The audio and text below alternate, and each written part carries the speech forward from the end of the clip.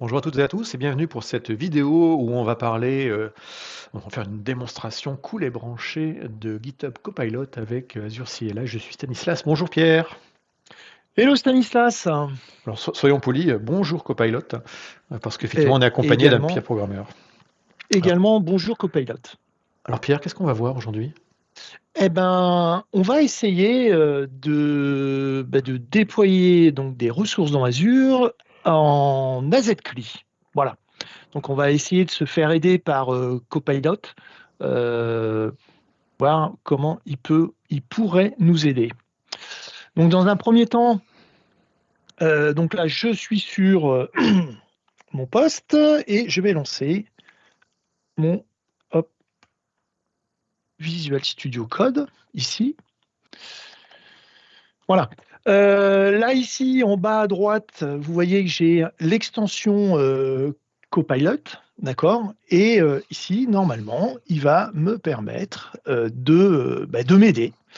Et là, l'idée ici, c'est peut-être de créer déjà, dans un premier temps, déjà de se connecter à Azure. Donc là, on va essayer de voir comment on peut faire en AZ-CLI. Donc là, En précisant, en gén- tu es en AZ-CLI dans un environnement de type bash, et oui, donc c'est un fichier bash que tu fais là, un Oui, point c'est un, .sh. c'est un fichier bash, etc. Donc, c'est au moins ce qui nous permet de nous donner des idées comment on pourrait lancer directement les commandes, soit en copiant-coller ou, Mhm. ou en lançant le script.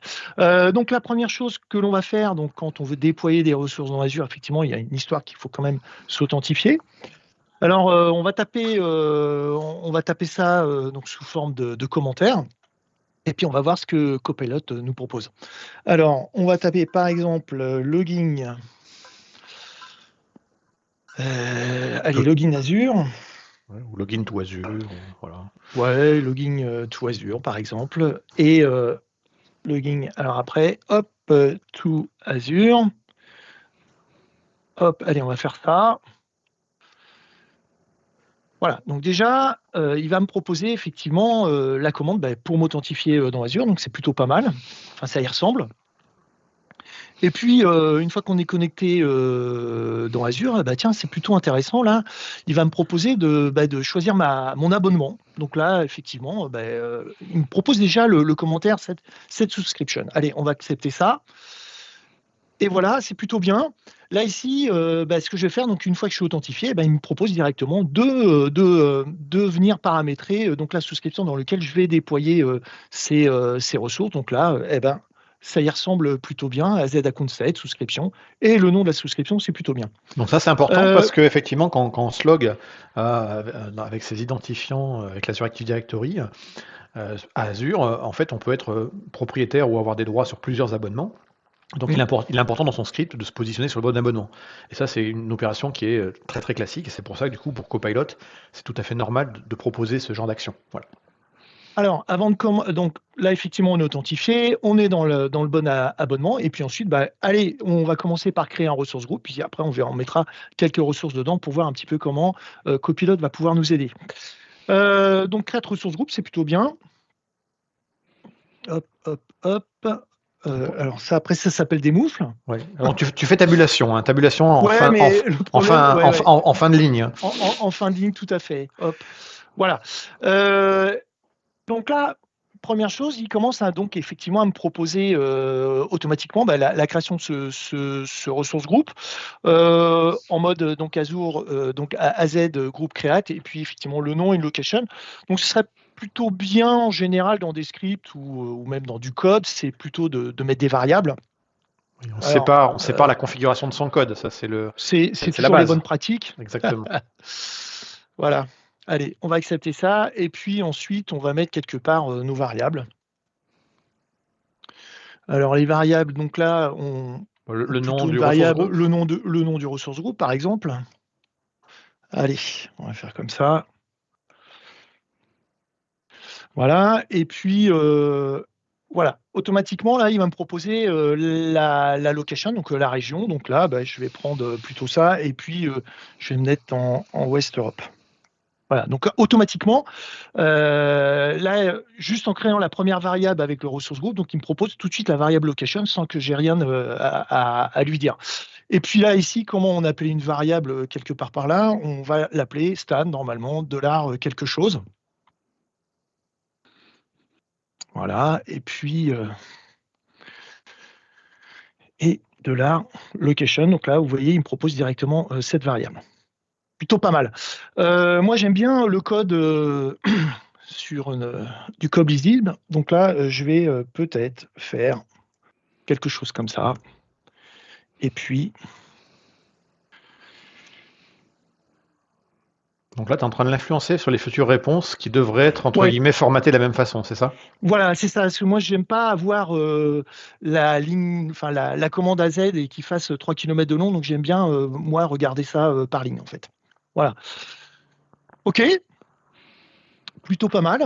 Ah ben là, il me propose, alors évidemment, j'ai dû créer beaucoup de comptes de stockage lors de mes démos. Donc là, automatiquement, il me propose un commentaire et puis create storage account. Allez, hop, c'est parti, on fait ça.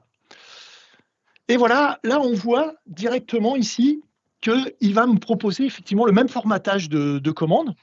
Donc là, ici, AZ storage account, etc. Donc là, on ne va pas revenir là-dessus. Et puis, là, il manque peut-être une variable. Ouais. Même deux, avec Voilà. la SKU, on peut en faire deux. La Mais oui, SKU, mais et bien voilà. sûr, allez. Alors, le compte de stockage, pour vous éviter de me voir taper, hop, on va faire ça. Et puis, là, alors ça sera pour tout à l'heure. Ouais, ça sera pour tout à l'heure. Ça sera pour tout à l'heure. Donc là, je vais taper SK1M, par exemple. Nem. Parfait. Et là, on va voir ce qu'il me propose. SK1M. Et est-ce que tu valides ça, Stan? Pas tout à fait, moi j'aurais bien mis, c'est du snake case que tu as utilisé, donc SKU underscore name. OK.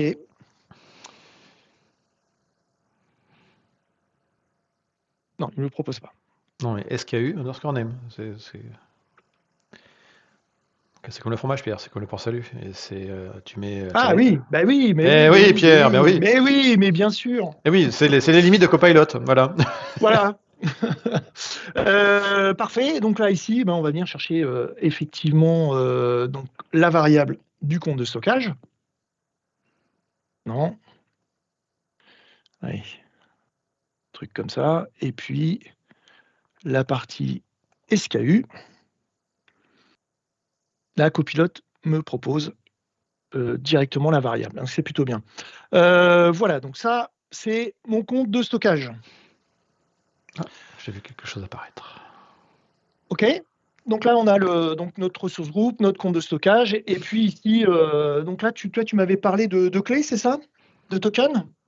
Ouais, soit de récupérer la clé, une des clés, qui est une des commandes les plus souvent utilisées. Voilà. Get storage account key, ça me paraît Parfait. pas mal, ça. Hop. Donc ça a été proposé automatiquement. Et eh ben, plutôt pas mal, ça aussi. Exactement. Donc là, automatiquement, donc donc je vais récupérer les clés de ce compte de stockage. Donc là, il me propose directement de me le mettre dans une variable storage account key, et puis ensuite il va effectivement faire cette requête avec la commande AZ storage account key list, et il va venir me chercher la première clé ici, et il va me sortir ça sous forme de tableau. Pas mal, hein. J'entends bien container peut-être là-dedans aussi. Ah, ok, d'accord, c'était plus Ah rapide bah que moi. automatiquement. Donc là, là j'ai rien fait, hein, j'ai juste fait entrer. Donc là, automatiquement, là, il va me demander de créer un conteneur. Et ben, allons-y. Ben voilà. Alors pareil, là, ce serait bien de peut-être prendre la variable, de reprendre la variable ici name. Là, Ouais. il a repris ton nom, mais il a repris ton nom, ça c'est Donc bien. là, effectivement, il manque le conteneur name. Donc là, ici, on va créer cette variable-là. Et puis, on va venir la chercher ici.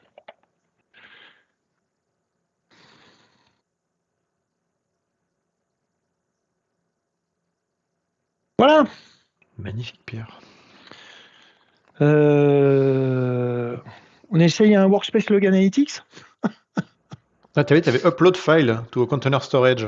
Ah oui, tiens, attends, regarde. Je connais pas ça. Alors c'est bien ça aussi, c'est qu'on en apprend comme ça. Donc, effectivement, il y a des commandes AZ qui permettent d'uploader directement en CLI. Donc Et là, on a- c'est du live. Je n'ai jamais utilisé cette commande pour aller uploader des ouais. choses dans le. Super. Alors Parfait. c'est là qu'on voit effectivement que le modèle réutilise des choses qu'il a déjà vues dans d'autres repos. Donc là, typiquement ici, pour le coup, c'est pas terrible, mais c'était dans un repo public où là, on avait Mm. Joseph qui sur son OneDrive avait ça.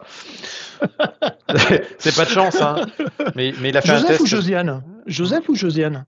Non, Joseph, hein. Ah, Joseph. Joseph. Bah, on a compris. Donc là, on mettrait ici son fichier, et puis après, on l'uploaderait, et puis il était sous Windows. Ouais. Voilà. Mais c'est l'idée derrière. Allez, on essaye un workspace pour voir ce que ça donne. Exactement. Alors, après, ça s'appelle des mouflins, excusez-moi. Donc, un Workspace. workspace log analytics, c'est un puits de log dans Azure. Et ben voilà, impeccable. Donc là, pareil. On va donner un nom.